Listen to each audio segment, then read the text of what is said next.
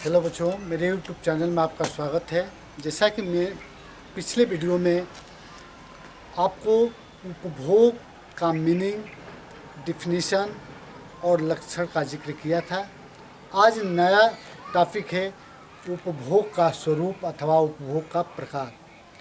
बच्चों, पढ़ने से पहले चैनल को सब्सक्राइब कीजिए। फिर आगे हम पढ़ते हैं। उपभोग का स्वरूप क्या है? उपभोग का स्वरूप अथवा प्रकार। उपभोग का स्वरूप अथवा प्रकार यानी कि उपभोग कितने प्रकार का होता है।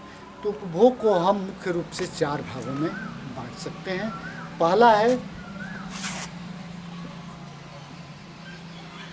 शीघ्र उपभोग तथा मंद उपभोग। जैसा कि नाम से ही पता चल रहा है कि शीघ्र उपभोग अर्थात तुरंत समाप्त होने वाला उपभोग, मंद उपभोग अर्थात धीरे धीरे समाप्त होने वाला उपभोग। आपको पता हो गया कि शीघ्र का मतलब होता है जल्दी और मंद का मतलब होता है धीरे धीरे। अर्थात जब वस्तुओं का उपभोग करने से उनका तुष्टि गुण या संतुष्टि शीघ्र समाप्त हो जाता है, तुरंत समाप्त हो जाता है, इसको हम शीघ्र उपभोग कहते हैं। जैसे रोटी खाना, हम भोजन कर रहे हैं तो हमारी संतुष्टि तुरंत समाप्त हो जाती है। ऐसी वस्तुएं नाशवान होती है, तुरंत नष्ट होने वाली होती है। ठीक इसी के विपरीत जब उपभोग करते हैं, किसी वस्तु अथवा सेवा का उपभोग करते हैं और उसकी संतुष्टि अथवा तुष्टि गुण हमें धीरे धीरे मिलता रहता है, 1 महीने तक मिलता रहता है, 2 महीने तक मिलता है, सालों साल मिलता रहता है, इसको हम मंद उपभोग कहते हैं। जैसे ये व्हाइट बोर्ड कलम है, मैं लिख रहा हूँ, इसकी सेवा ये जो है 1 दिन में समाप्त होने वाला नहीं है, हमको संतुष्टि कई दिनों तक देगा, कई सालों तक देगा। पंखा है, पंखा हम जो है चलाते हैं, वो भी कई सालों तक सेवा देता रहेगा। घड़ी पहनते हैं, घड़ी 1 दिन में समाप्त होने वाला नहीं है, ये धीरे धीरे समाप्त होता है।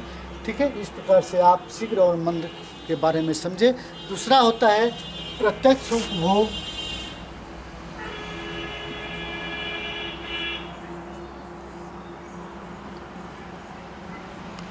तथा अप्रत्यक्ष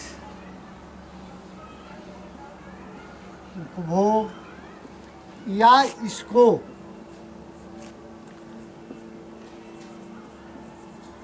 उत्पादक उपभोग तथा अंतिम उपभोग भी कहते हैं। प्रत्यक्ष उपभोग, प्रत्यक्ष का मतलब जो सीधे हमें प्राप्त होता है, अप्रत्यक्ष जो सीधे हमें प्राप्त नहीं करता है, सीधे संतुष्ट नहीं करता है। उत्पादक जो उत्पादन क्रिया में सहायक देता हो, अंतिम जिसका संतुष्टि करने से वो समाप्त हो जाता है, उसका उपभोग करने से वो समाप्त हो जाता है, उसको हम अंतिम उपभोग कहते हैं। अब देखिए प्रत्यक्ष उपभोग क्या है? वह उपभोग जब किसी वस्तु व सेवा को मनुष्य प्रत्यक्ष आवश्यकताओं की संतुष्टि के लिए करता है, उसको हम प्रत्यक्ष उपभोग अथवा अंतिम उपभोग कहते हैं। जैसे तुरंत हमें भोजन की आवश्यकता है, भूख लगी है, तो हमने भोजन किया, वो प्रत्यक्ष रूप से हमको संतुष्टि दे दिया।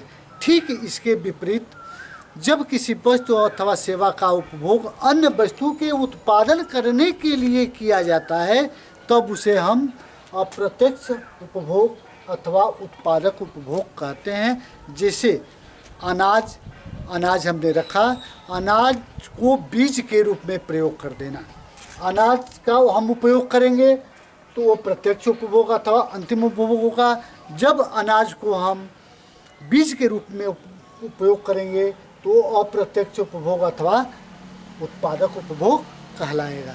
तीसरा है वर्तमान उपभोग।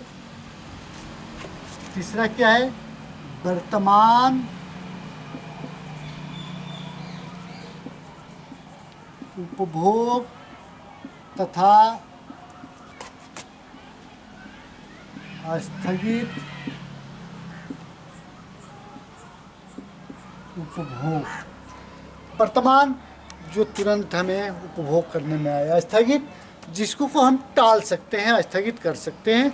जब वस्तुओं का उपभोग तत्कालिक आवश्यकताओं की संतुष्टि के लिए, ठीक है, तत्कालिक आवश्यकताओं की संतुष्टि के लिए करते हैं, उसे हम वर्तमान उपभोग कहते हैं। जैसे भोजन करना, तत्कालिक आवश्यकता हमारी भोजन, भूख लग गई, हमें तत्कालिक आवश्यकता क्या है? भोजन प्राप्त करना। भोजन हमने कर लिया, इसको हम वर्तमान उपभोग करते हैं। स्थगित उपभोग जिसको कि उस उपभोग को हम टाल देते हैं। जैसे अभी हमारी ठंडी का मौसम समाप्त हुआ, हमारे ऊनी वस्त्र जो है सब लोगों ने उसको धो करके और रख दिया। क्यों रख दिया?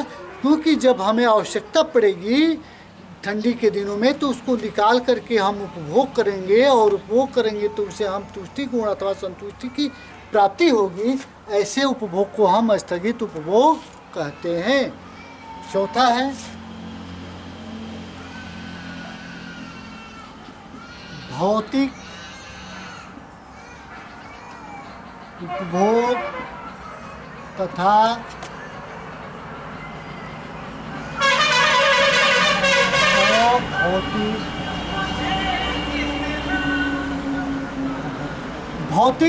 भौतिक का मतलब पदार्थ जो दिखाई देता है, जिसका रूप होता है, और भौतिक का मतलब वो दिखाई नहीं देता। समझ गए?